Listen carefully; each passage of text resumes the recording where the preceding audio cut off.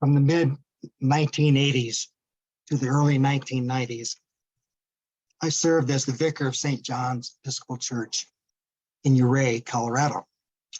And one day, about a year after Chris and I and our two young children had moved to Ouray, I received a phone call from a woman whose name was Georgiana. She was a member of the parish in southern Kansas, where I had served prior to taking the call to serve at St. John's. Georgiana was in her 70s then and had difficulty getting around because of health issues. Yet she nearly always managed to find a way to drive the 15 miles from her home to the church for Sunday communion, and oftentimes for the Wednesday midweek communion service as well. Georgiana was one of those steady, devout Christians that everyone in the parish respected.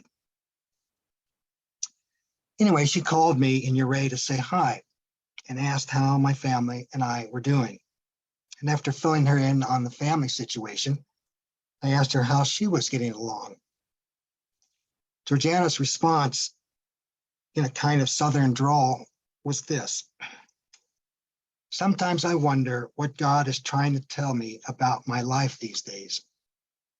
But he's never let me down these past 70 years. So I trust that he will take care of things one way or another." I can't remember exactly what Georgiana's situation was. I think she had been wrestling with a decision about whether or not to move to another city. But I'll always remember those words of hers. They're words that described a simple yet profound faith in God's care for her, and that somehow God would see to it that things worked out the best, even though it wasn't clear to her at the moment just how that was going to happen. She just trusted that it would happen. Georgiana's faith is the kind of faith in God all of us, I'm sure, would like to be able to draw upon 24/7, no matter what our life situation may be. Yet a strong faith like hers can sometimes be an elusive goal, even when we are steady in our worship and prayer life. It's not unusual to have times in life, maybe long periods of time, when our faith in the reality of a loving God and his ability to care for and nurture our lives is strong, and our sense of connection with him feels close and personal. I think this is often especially true when life is going well for us. Our health is good, family and work life is going well, we have a roof over our heads, food on the table.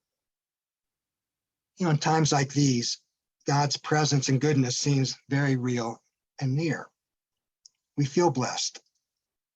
We give thanks, and rightly so. We really count our blessings at times like that, and times like those. And of course, then there are those other times in life when a vibrant, confident faith can be difficult to come by. And these are events that sometimes test our faith to the max. Such an event happened to me a few weeks after I turned 40, a long time ago now. Literally overnight, I went from feeling strong and healthy to being unable to get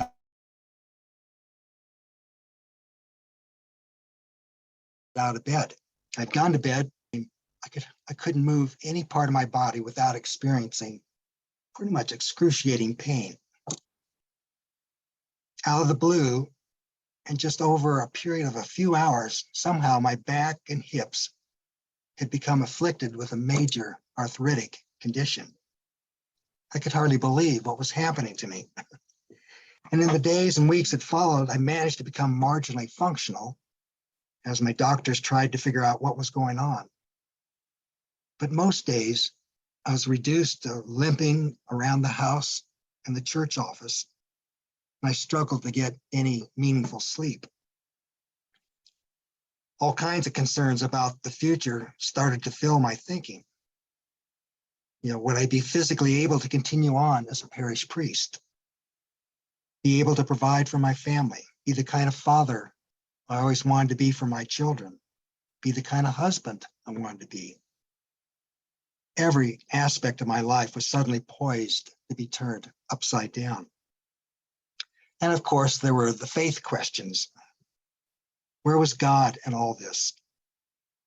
Was faith possible amidst such pain and impending loss? In the years that followed, the arthritis gradually went into partial to almost full remission, almost only to reemerge with a vengeance in my mid-50s. And it wasn't until 2010, at age 61, 21 years after the initial onset, that my rheumatology doctor at Kaiser finally found a combination of medications that enabled me to begin living consistently pain-free life. And I've done well ever since. And you can only imagine the thankfulness I have for that every day. But what a test it was of faith to try to hang in there with God and maintain a trust that somehow he was still present to me, that he did in fact care for my well-being, and that things would somehow work out for the good someday. It was over that period of time that I really, really needed a faith like Georgiana's to sustain me.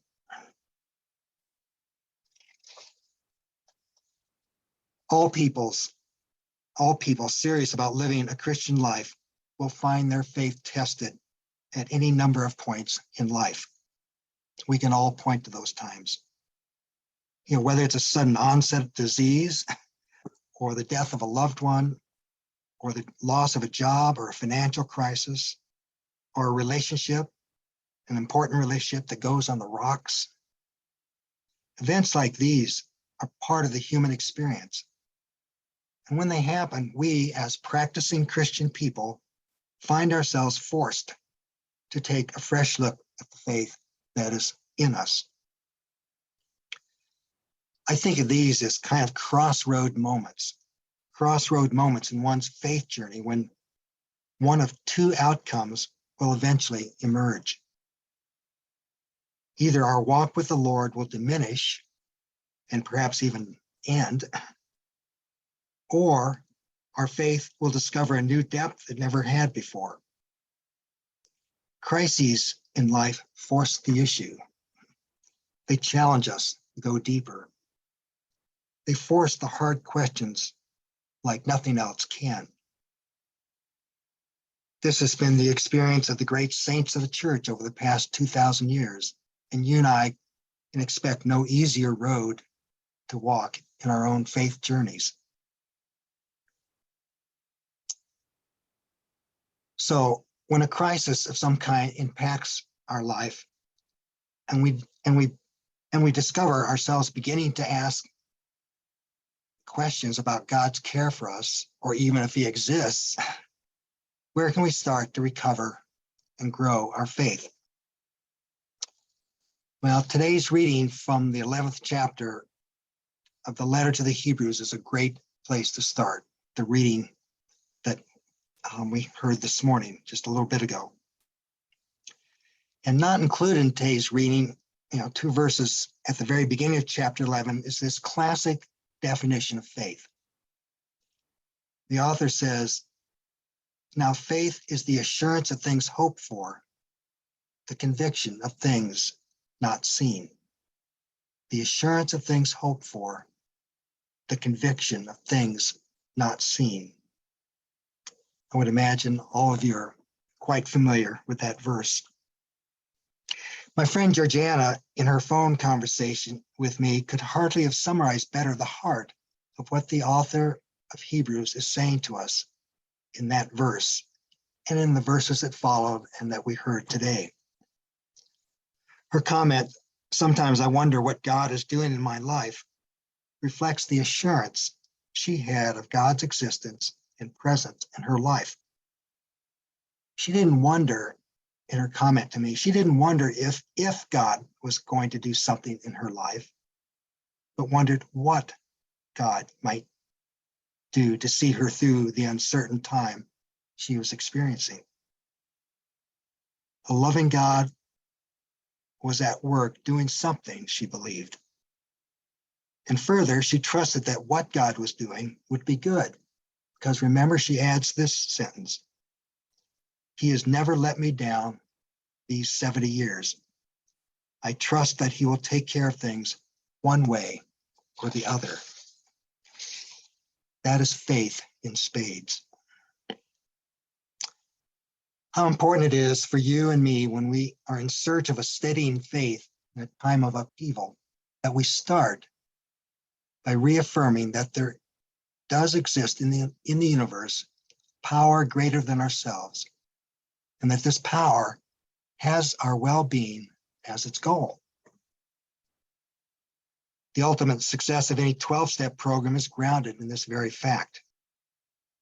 As Christians, any growth in faith has to begin with a basic acceptance that God does in fact exist. And once we do so, God will take it from there. And through our openness to his divine love filling and transforming and bringing healing into our lives, we will experience his protection and care in ways we could never have guessed beforehand. That's the experience of the saints, and I'm sure that's been your experience in years past as well. Also critical when we think about faith is to know that the kind of faith described in the letter to the Hebrews, remember that definition, the assurance of things hoped for, the conviction of things unseen, that call to faith is not a call to have a blind faith. That is, it is not a call to have a faith based on no supporting evidence. And the author of Hebrews goes to great length in chapter 11 to remind us of how many times in the past God had proven himself over and over again to be faithful to his believers. He speaks of God's faithful presence in the lives of such Old Testament people as Abel and Enoch, Noah, Abraham, Sarah, Isaac, Jacob, Joseph, and Moses, among others. And his point is this, pretty straightforward.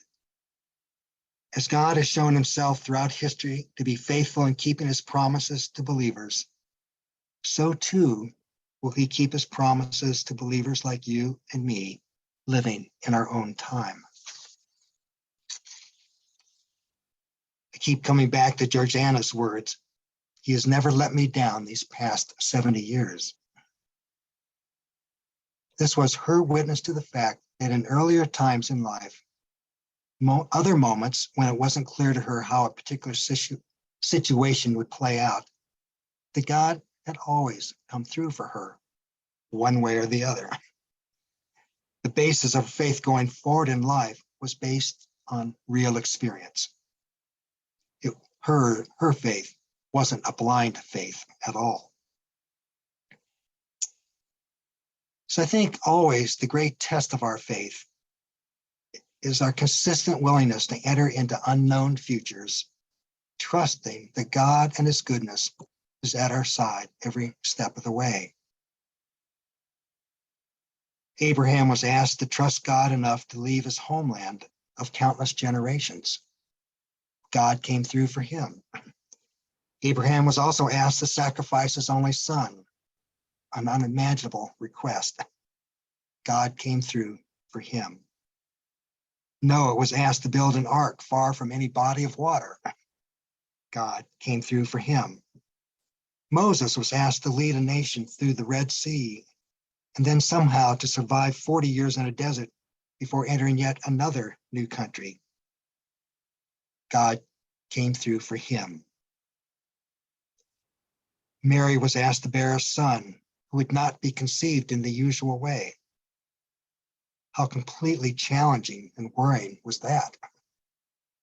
God came through for her. And so then the plea from the author of Hebrews to us is this. Look at how God came through for all these people. Look at how God remained faithful to them. Know that God can be trusted in your life too.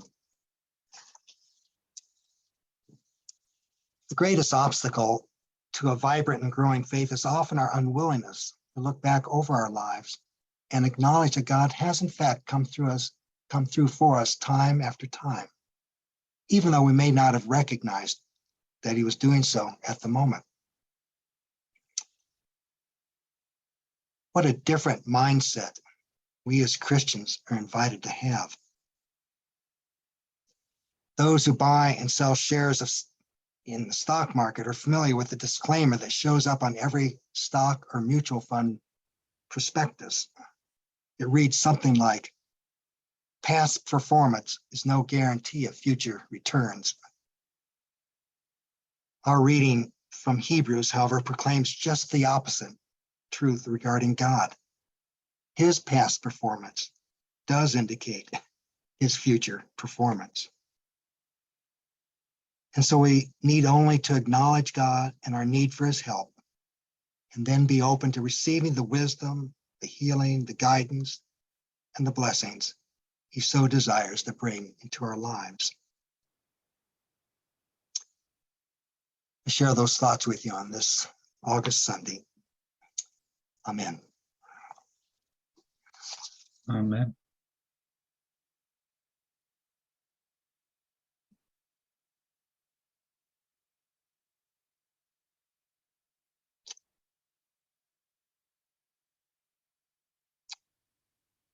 Please join me here for the Apostles' Creed.